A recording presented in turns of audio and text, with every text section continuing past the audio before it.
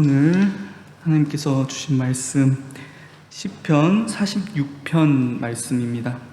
시편 46편 말씀 구약 835쪽 시편 46편 교독하겠습니다. 하나님은 우리의 피난처시요 힘이시니 환난 중에 만날 큰 도움이시라.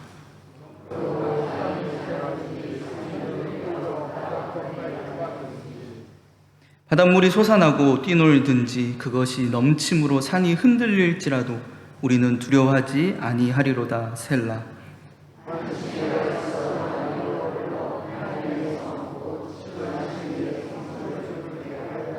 하나님이 그 성 중에 계심에 성이 흔들리지 아니할 것이라.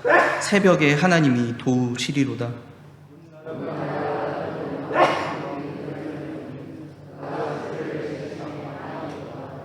만군의 여호와께서 우리와 함께 하시니 야곱의 하나님은 우리의 피난처시로다. 셀라.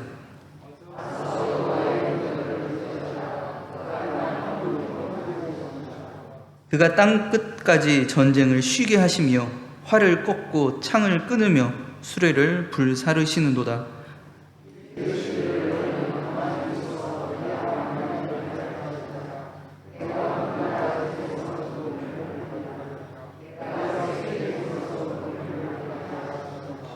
만군의 여호와께서 우리와 함께 하시니 야곱의 하나님은 우리의 피난처시로다. 셀라. 아멘. 1절 말씀 함께 읽어보겠습니다.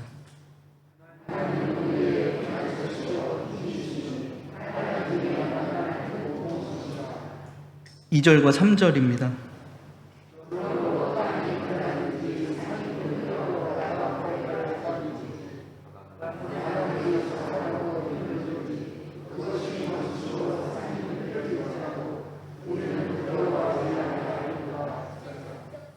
(5절과 6절입니다)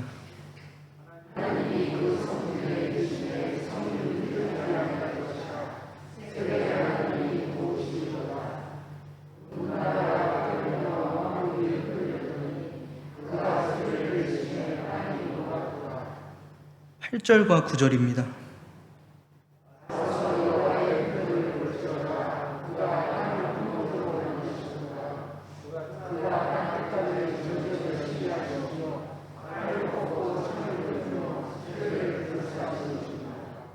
(10절입니다)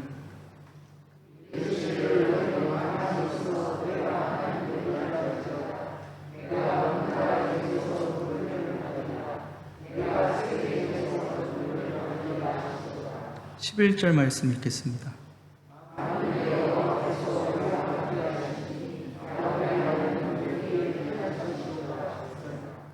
다시 한번 읽겠습니다.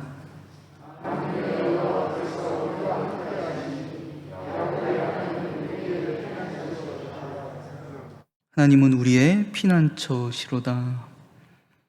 시간 저와 여러분들 시편 46편으로 은혜를 나누게 되었습니다.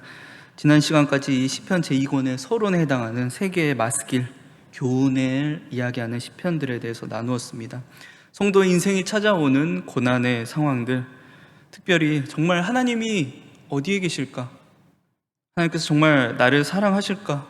하나님께서 나와 동행하실까라고 생각될 정도로 어려운 상황들, 또한 우리 성도들이 살아가고 있는 이 세상은 점점 하나님의 존재를 지워가고 있어요. 그러한 상황과 현실 속에서 하나님과 성도의 관계가 무너져 갑니다. 아무리 강한 믿음을 가졌던 사람이라도 하나님이 계시지 않는 것 같은 하나님의 부재를 느끼게 되면 믿음이 흔들릴 수밖에 없죠. 그런데 그럴 때마다 우리는 이 시편 42편부터 45편까지의 마스길, 교훈을 기억해야 한다는 것입니다. 특별히 45편을 통해 나눴던 그 믿음의 고백은 우리 성도가 어떤 상황에 처해 있든지 하나님께서는 은혜라고 하는 하나님의 그 주권 안에서 저와 여러분들을 책임져 주신다라는 것입니다. 하나님께서 짝지어 주신 것을 인간이 나눌 수 없다라고 고백되는 혼인 관계처럼 하나님께서 저와 여러분들의 신랑 되어 주신다라는 거죠. 하나님께서 끝까지 우리를 포기하지 않으셨다라는 그 사실이 45편, 시편 45편에서 이야기되었던 복이었습니다. 그 복을 아는 사람들, 그 복이 내 삶의 진짜 복임을 고백하는 사람들은 하나님을 찾지 않는 세상 속에서 하나님을 찾아가게 되고요, 온갖 어려움과 두려움의 상황 속에서도 하나님께서 이루신 그 관계의 회복을 기쁨으로 고백하며 살아가는 사람들입니다. 정말 혼인 예식을 하는 것과 같은 기쁨으로 살아가게 되는 거죠.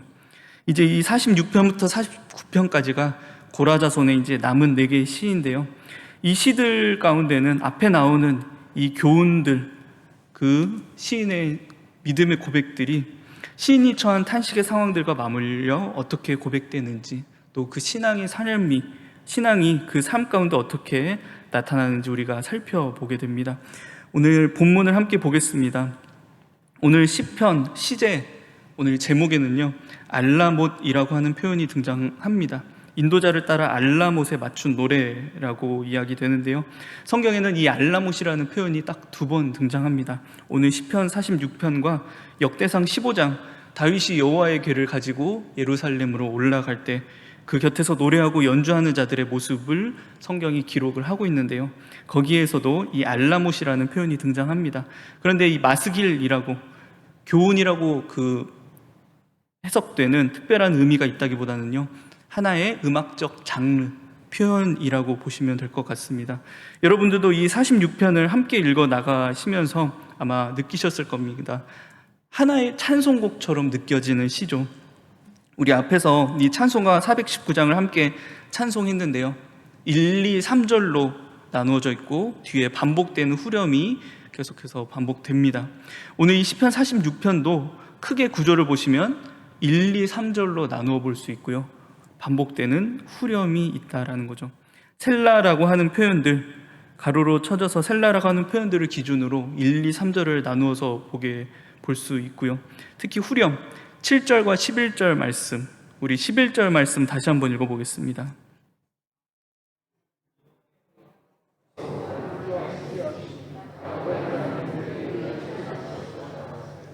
그리고 1절, 하나님은 우리의 피난처시로다라는 이 후렴이 계속해서 반복된다라는 것입니다.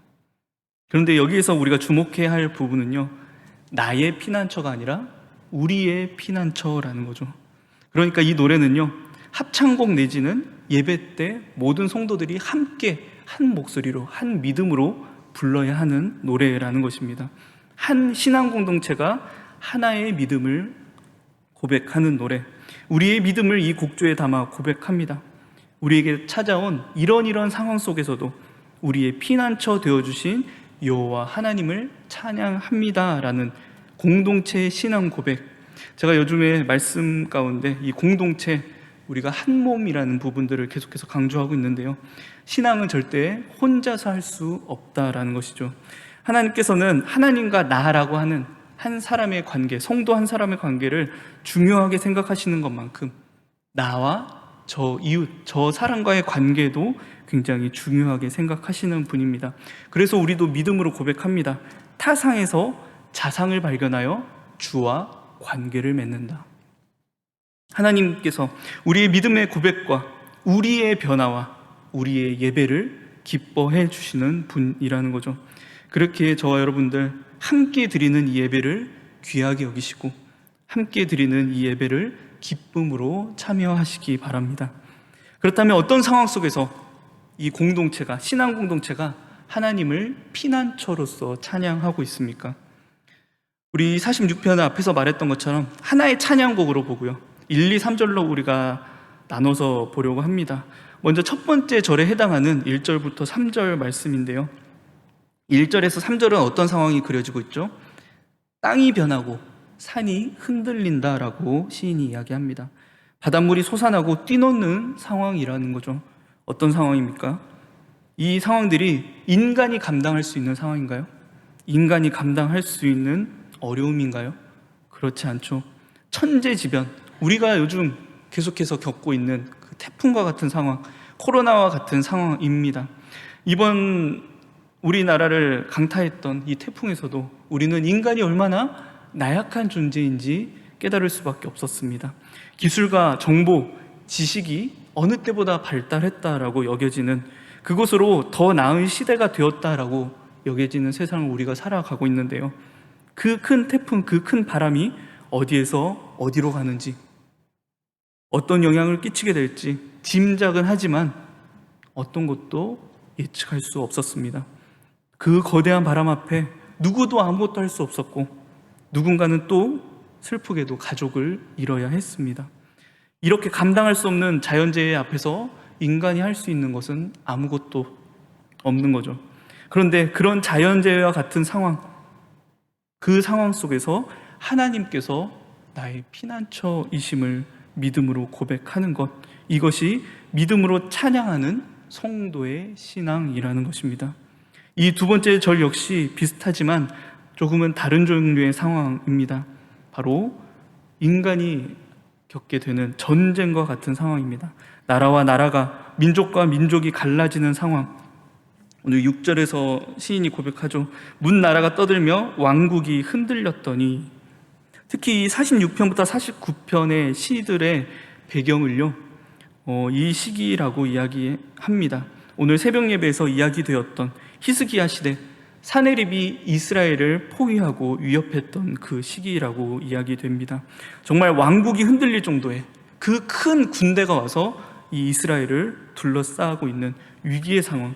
오늘 말씀을 보시면 새벽이라는 표현이 등장하죠. 새벽에 하나님이 도우시리로다. 새벽은 해가 뜨기 바로 직전인데요, 동시에 가장 어두운 시기이기도 합니다. 가장 위기의 때. 그런데 그러한 상황 속에서 시인은 나와 함께한 신앙 공동체와 함께 하나님을 피난처로 고백하고 찬양한다라는 것입니다. 이것이 시편이 우리에게 이야기하는, 오늘 시편 46편이 우리에게 이야기하는 진짜 신앙이라는 거죠. 그리고 이제 마지막 절, 어떤 상황이 펼쳐져 있습니까? 오늘 8절 말씀 우리 함께 다시 한번 읽어볼까요?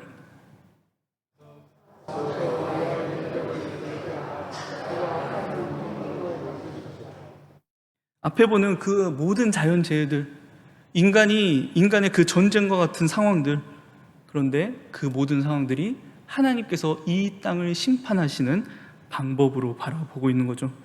하나님께서 이 땅을 심판하시는 상황, 천재지변보다도, 전쟁보다도 더 무서운 상황입니다.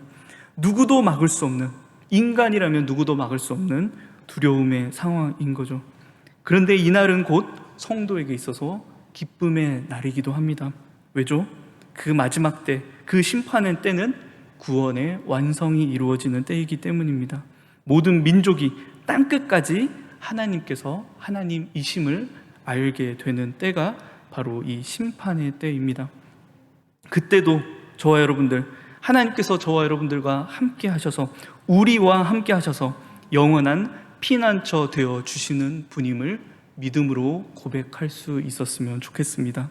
이것이 하나님께서 은혜로 회복해 주신 관계를 복으로 여기며 살아가는 이들의 입술에서 나오는 믿음의 고백, 신앙의 고백이라는 것입니다. 저와 여러분들, 우리의 입술에서 항상 이 고백이 끊이지 않기를 소망합니다. 천재지변, 전쟁과 같은 상황, 마지막 심판 때에도, 이 마지막 때에도요, 우리의 피난처 되셔서 구원하시는 하나님을 믿음으로 고백하시기 바랍니다. 그리고 이 고백이 성경에서 이야기하는 경외입니다. 주어지는 모든 상황들, 특히 정말 위기의 상황, 앞이 깜깜하게 가려져서 보이지 않는 정말 새벽과 같은 그 위기의 상황 속에서 하나님을 내 최우선순위로 두는 믿음, 그것이 바로 믿음이란 경외라는 거죠. 정말 세상이 훌륭해 보이는 기술들, 세상을 정말 구원해 낼 것 같은 지식들이 자연재해 앞에서, 인간의 전쟁 앞에서 소용없음을 깨닫게 되는 이때 저와 여러분들은 여호와 하나님을 경외하는, 그것이 정말 지식이고 구원임을 우리의 믿음으로 이 세상 가운데 고백하며 나아가기를 소망합니다. 그리고요, 그 고백은 항상 이 과정을 겪어야 합니다. 공동체를 넘어서 이 땅, 모든 민족, 땅끝까지 증거되어야 한다라는 거죠. 오늘 우리가 함께 보진 않았는데요. 이 46편은 사실 47편으로 연결이 되는 시입니다. 우리 47편 1절 말씀을 함께 읽어보겠습니다.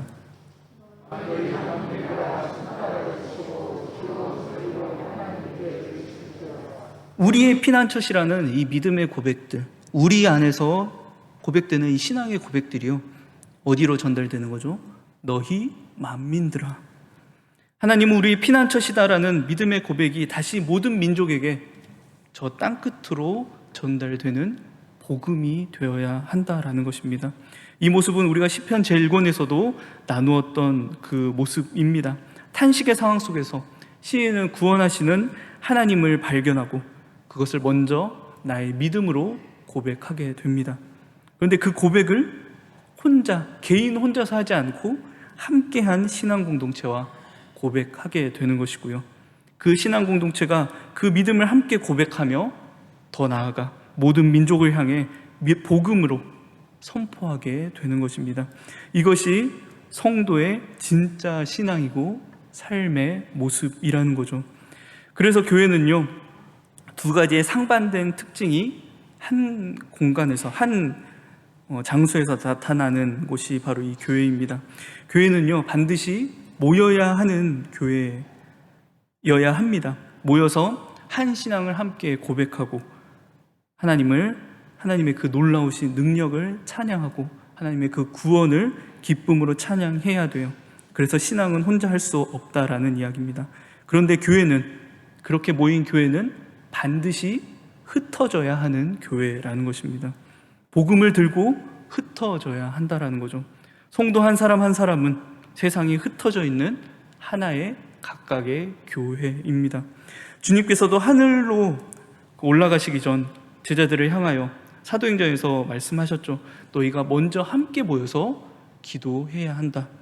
그런데 동시에 반드시 너희는 땅끝으로 흩어져 복음을 전해야 한다라고 주님은 말씀해 주셨습니다.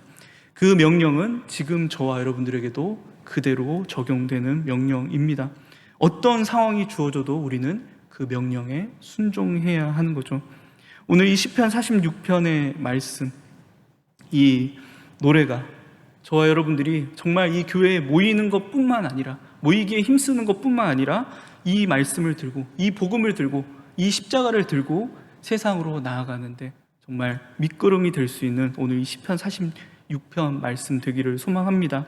이 시편 46편의 말씀이요, 교회가 정말 세상이 중심이 되었던 사회, 문화, 경제 그 모든 부분에 영향을 끼쳤던 중세 시대의 교회, 그런데 교회가 세속화되어서 타락을 주도했던 시대에, 그 시대에서 한 사람으로 하여금 진짜 신앙을 고백하게 했던, 그 진짜 신앙을 가지고 싸움의 원동력 되었던 능력이 말씀이 되었다라는 것입니다. 중세시대 어떤 특징을 가지고 있습니까? 한마디로 이야기하면 가장 큰 특징, 돈으로 구원이 가능하다라고 믿어졌던 시대입니다. 여러분들 많이 들어보셨겠죠? 면죄부라는 것, 돈을 받고 죄를 면해주는 제도가 교회 안에 있었다라는 것입니다. 그때의 교회는 카톨릭, 공공의 하나의 교회였어요.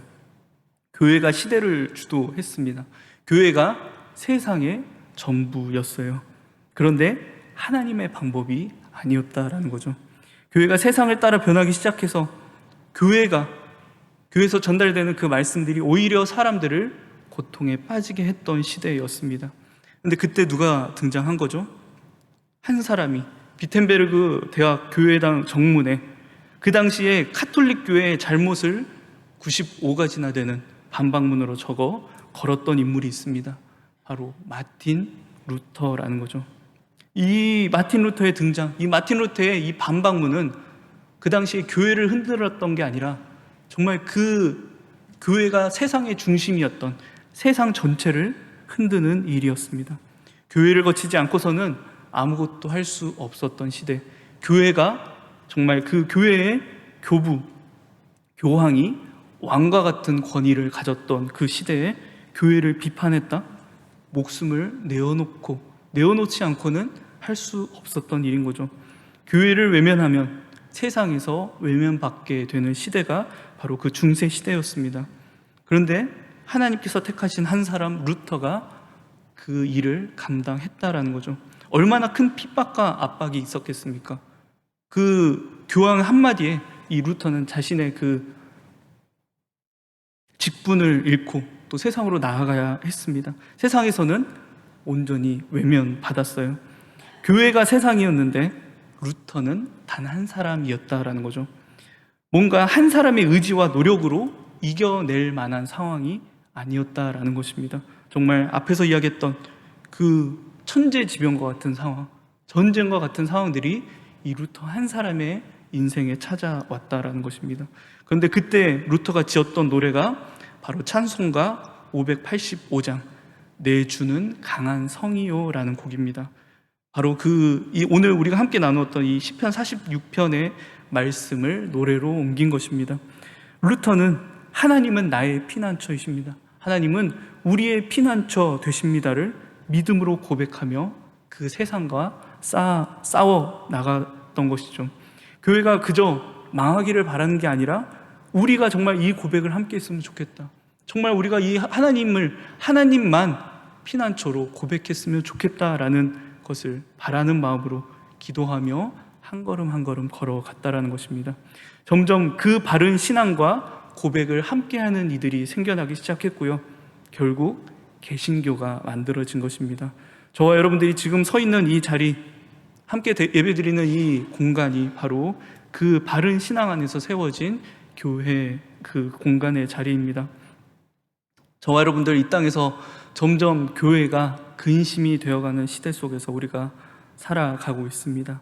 그런데 저는 정말 소망합니다.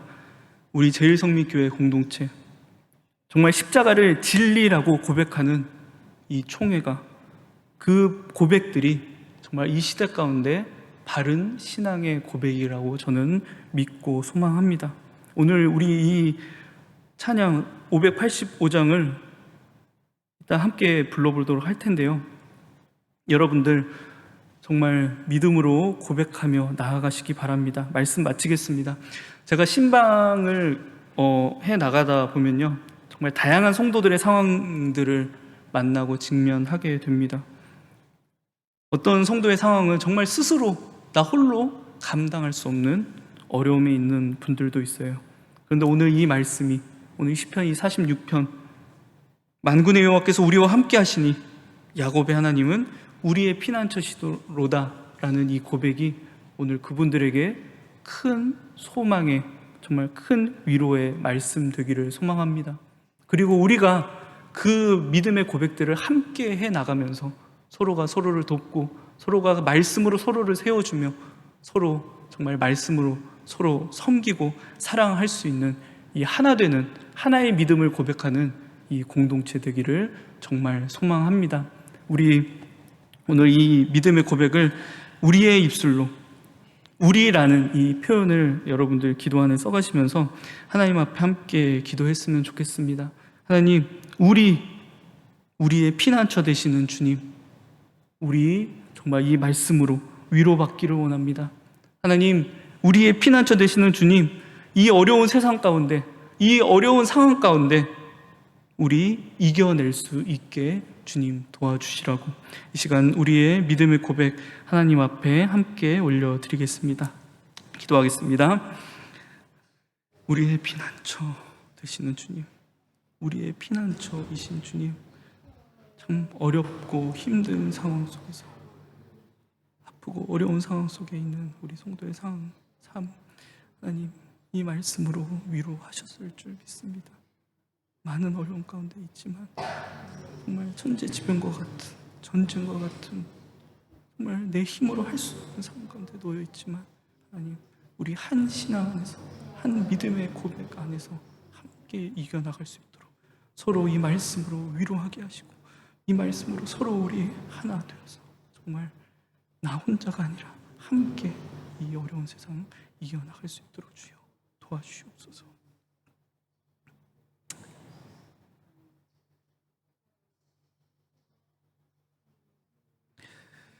기도하겠습니다.